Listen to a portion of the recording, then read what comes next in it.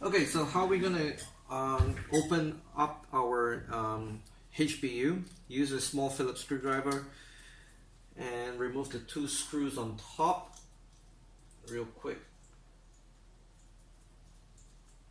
It's only two screws to remove, so remove the top cover, remove the chrome rings, and this is your prism.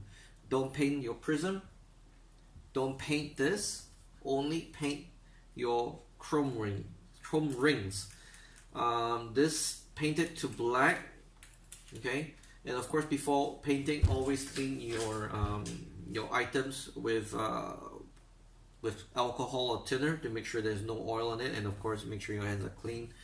And what you would need to do is paint it with flat black. I like to use Krylon Ultra Flat because it's very easy to use. Paint it nice and flat. Don't paint too thick. Nice thin coats will do as long as there's no more chrome on it. Paint both sides. Reassemble it. Put it back together, and it should look like this. Okay, this has been installed with the RC Tanks Australia blue ring as a hit indicator. So I've already glued them on, so this is what it looks like, and this is with the black filter rings.